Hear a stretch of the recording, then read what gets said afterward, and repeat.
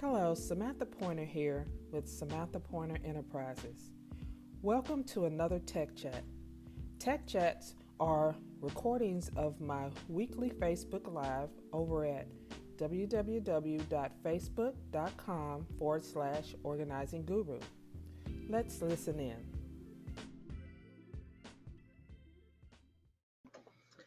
Hey everyone, Samantha Pointer here, the automation strategist at Samantha Pointer Enterprises. Welcome to another episode of Tech Chat. Thanks for joining me. Today we're going to continue on with what we've been talking about all month long is procrastination, how to push past it. And I've been reading like excerpts from my book, Pushing Past Procrastination. So today I'm going to be sharing with you 3 simple steps to push past procrastination from my book, Pushing Past Procrastination.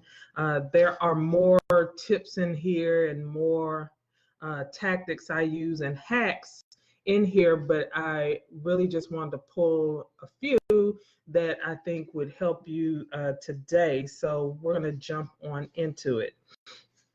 So like I said, I have suffered from procrastination probably my whole life. If you're the type who, really does a lot of stuff and your mind is always going, you might find that you suffer from procrastination because you always have a new project you're wanting to jump on and get to and da da da da da. So I had to put some things in place so it wouldn't really just take down my business and take down my life, which it was starting to affect those things. And I talked in a couple of tech chats ago about how procrastination affected different areas of my life and different areas of my business. But I employed some of these hacks to really push past it and to get things going. So the first thing I did, I want to talk about is asking for help. That is one way to push past procrastination, is to ask for help. If you're doing everything yourself, it's going to come to a point where you become really overwhelmed and where you're going to become burnt out very quickly. So asking for help is one way that you can push past procrastination, because you might be procrastinating on something because either you don't understand the task fully, you don't want to do the task, or it's something you're not even supposed to be doing. It's not in your wheelhouse. So you keep pushing it off, pushing it to the back burner. Or it could have been you said a yes to something when you should have said a no. So now you're procrastinating getting it done because you didn't want to do it in the first place, but for whatever reason you said yes and did it. So these are all reasons why procrastination creeps up on you. And if you don't ask for help, you're never going to get past it. So what I mean by asking for help is, if it's a task or something you've been dealing with in your business, maybe how to automate a certain sequence or how something is supposed to connect up, you really don't understand that, and you have been just really putting it off getting things done, putting it off getting this, hey Valerie, putting this off getting this task done, then maybe you need to reach out to an expert on that thing. Maybe you need to reach out to, Google or YouTube to see how to do that. But if you've done all that and you're still struggling with it, if you've been struggling with this for past a week, then you need to get help. Maybe that's something you need to outsource. Maybe that's something that needs to go to a VA. Maybe that's something, that you shouldn't be doing. Maybe you can reach out to another business colleague and ask for help on that. But the key point is to ask for help. Don't just keep trying to do it yourself. Struggle with it yourself, because just because you're asking for help doesn't mean that's a sign of weakness. That's actually a sign of strength, that you put down your ego to admit, hey, I need help on this. And once that help comes, you'll see that thing gets off your plate and you're perking right along. So ask for help. That's step number one in, or one of the steps, one of the many steps I took, but that's one of the steps you can take to push past procrastination. Then there's keep what needs to be accomplished in plain sight. Now, one way I do that is I write down my goals, right? I write down my to-dos, and really it's, I'm gonna probably get ahead of myself, but I write what I need to do on my schedule. So my schedule is always in front of me. Let me see. So this is my schedule for the week. I do it, every week. And that's in front of me at all times. So I know what I'm supposed to be doing and what task I've chosen to do on this day. So I'm not going to be just sitting here twiddling my thumbs or procrastinating, or procrastinating on things I should be doing. So that's one way to keep what needs to be accomplished in plain sight, is by looking at your goals, to-do list, having that right in front of you. If that's your planner or your calendar, having that right in front of you so you always are on track. Another way to keep what needs to be accomplished in front of you is through vision boards. I have my vision board direct line sight in front of my desk, so I know what my ultimate things I want to accomplish are, and I'm aligning what I'm doing every day to make those things appear. So that is another way that you can that is another way that you can keep what you're wanting to accomplish in plain sight. Have that. If it's a big vision board, put it on your wall. If it's a small one, have it somewhere on your desk, but keep what you're wanting to get accomplished daily in front of your sight, so you're just not just flying by the seat of your pants. So that's number two. And then that leads me, because I talked about it, was my schedule. Keep yourself a schedule. That's the third way. That really kicked me out of the, yes, that really kicked me out of procrastinating, is because I had a schedule. And again, this is my schedule for the week. And my accountability partner, she was like, I need to see your schedule. We exchange schedules every week to make sure that what we said we wanted to get accomplished is going to get done. And she holds my feet to the fire, and I hold her feet to the fire to make sure she's doing what's on that schedule. So on that schedule is what I want to do for this week. What clients am I serving this week? What personal stuff am I doing this week with my family? What am I doing on the weekends? Everything is down. My appointments, everything is on this weekly schedule. So I know what I'm supposed to be doing. So there's not a day that I get up and come to my office or come sit at my desk and I'm like, oh, okay, what am I supposed to be doing? And then you're procrastinating the rest of the day, or what task am I supposed to be working on? That's just not happening when you have a schedule. And this isn't nothing fancy. I am a planner addict, I'll tell you that now. So I have tons of planners, but this is really simple to me because it's right here on my desk and I can see it and I can tweak it as, things pop up. Like if I have another discovery call or something like that that I need to plug in, I can go in and plug that in.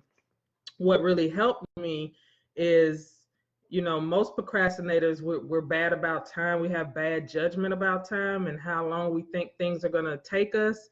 So I used to put a ton of stuff on my schedule, and my accountability partner looked at it and was like, you got about 20 hours scheduled in this day. Like, when are you going to sleep? So, but in my mind, I misjudged the time. And if you're a big procrastinator, that's what can happen, because you pack too much into your schedule. You pack too much into a day, and that's not what you want to do. So I had to be realistic about what I can get done in a day, keeping up better with my time. So I do like these Power 90s where I go 90 minutes at a time. So I keep a timer on my desk. This is a time timer. that you can get from timetimer.com. But it helps me. It's really good if if you have ADHD or have trouble with visualizing time, because you can now you can visualize how much time that is. So that's why I use this. I really like it. I also, it's not on my desk, but I have another some cube timers that I use too. Or if you have an Alexa, you can tell it to run a timer for you. So those are the ways that I keep up with my time and being really realistic and knowing how much time am I spending on task, how long is it going to take me, and then that helps me when I'm planning out my schedule to know what I can get done in a day. And then having that other person to put eyes on it, who is an objective party, who can look at it and be like, okay, yeah, that's doable. So those are the things that have helped me. So number one was to ask for help. Don't try to be the superwoman or the superman by yourself in your business. Always ask for help. Don't spend too much time on a task that you're either not good at, shouldn't be doing, or has just been languishing on your to-do list for months now, or even weeks. If you keep moving a task from day to day to day, that's your cue to really pay attention. Hey, do I need to outsource this, or does this even need to be something I'm doing anyway? And then keep what needs to be accomplished in plain sight. That's the second tip I have for pushing past procrastination. Whether that's your vision board, or whether that's your to-do list or your schedule or your planner, have what you need to be working on daily to get to your goals sitting in front of you, so you are always working towards that and you're not engaged in things that would push you away from that, because it's easy to procrastinate and get caught up on Facebook or Twitter or Instagram or somewhere else, or watching something on TV when you have these goals, or you're trying to make this certain amount this week, or you're trying to meet this sales goal this week, but you're procrastinating on these other things. If you're looking at it all the time, you're going to keep focused on that and you're going to do what you need to do. And then the third thing is keep yourself a schedule. I can't stress that enough, how big having a schedule has really helped me with procrastination and to push past it. By having a schedule, I'm able to know at all times what I need to be working on, where I'm supposed to be, and how long things are going to take. Now, on your schedule, you can get as detailed as you want. You can list your personal and your business, or you can just list your business stuff, or you can keep two, but I like to keep everything together because my business and my life overlap. So I have everything on one. Another, if you don't want to keep it on paper or keep it printed, you could use a tool like Noseby, which I use for my task manager, because in Noseby you can actually set times of how long you think this particular task is going to take you, and by doing that you're going to be able to group better what you can do in a day. So those are my 3 ways that you can push past procrastination. I'm going to take a look. And again, this is from my book, Pushing Past Procrastination. You can get it on Amazon. You can go to bit.ly/do-it-now-not-later and pick you up a copy. In here, I talk about how I struggled with procrastination, ways that I overcame it. There's also affirmations in here that you can do. There's journaling that you can do in here. So it's not a big tome, but you definitely, it's something that'll help you push past procrastination if you've been suffering from it. So you can pick this up on Amazon. It is Pushing Past Procrastination. That's bit.ly/do-it-now-not-later. Okay.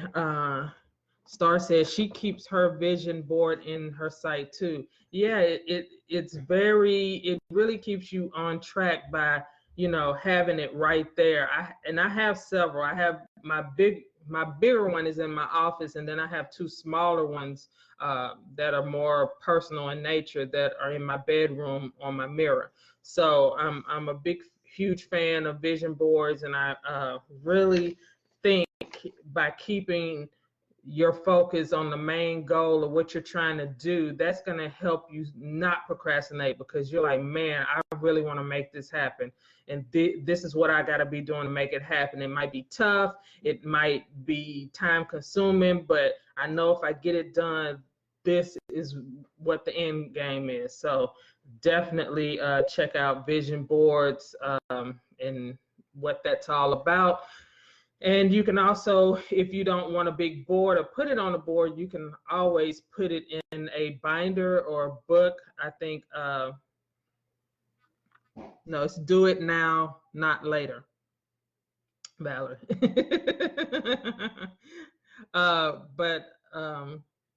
Yeah, she has a binder that she keeps of her vision board. It's like in a binder. And I've seen planners, like the law of attraction planners, where you can, in the front, more planners now are coming with a vision page in the front that you can put what you're wanting, to manifest. So definitely check that out. So if there are no more questions about what we talked about, I am going to head out. I am here every Tuesday at 6 p.m. Central Standard Time. Probably next month, I might be I might be going on earlier in the day. I've been checking out office space, and I have found a space that I like. So with that being the case, when school starts back in, I'm gonna be going in more into the office, into the out of my home office. So definitely I will let you know if there's a time change. But for right now, I'm here every Tuesday, 6 p.m. Central Standard Time for Tech Chat. And I think we're gonna be wrapping up the month with productivity. I'm gonna be talking about productivity next week. And again, I'll periodically pop on and do lives during the week. Make sure you are following me and subscribe so you'll know when I'm going live. If you need any help with automation, or you know you need automation in your business, and that's one of the things you've been procrastinating on, is getting that help, this is your gentle nudge to reach out for help from me. So you can always send me a message in Messenger or connect with me on my website, organizingguru.com, and I will be happy to talk to you further about how I can help you get that off your plate so you're not struggling anymore in your business. Okay, so that is all that I have for tonight. I will be on at 7 p.m. tonight, so probably in another 35, 40 minutes with Valerie Priester, and we're going to be talking about automation for her upcoming Entrepreneur Success Summit. So make sure you are joining me. I'll share it to this page, and so just make sure you tune in case you have any automation questions. I'll be on there answering that too. So I want to thank you all who joined me live. If you're a replay viewer, please hashtag replay. And if you have any questions yourself, make sure that you drop them in the comments so I can answer them for you, whether it's on the topic we talked about today, which is procrastination, or if it's about automation. Just drop it into the comments. I read all my comments, and I will be happy to answer them. So, okay, just want to type that in. So I will see you next week, but probably sooner than that, for another Tech Chat. See you then. Bye. When it comes to technology, let's just say you're not what most would call savvy. But at samstechacademy.com, you can learn tech on your terms. Sam's Tech Academy can help coaches, consultants, and entrepreneurs just like you set up systems and processes that utilize technology. Sam can also teach you how to use various software and apps efficiently and effectively to run your business. To learn more and to find out how Sam can help your business run smoother, visit samstechacademy.com.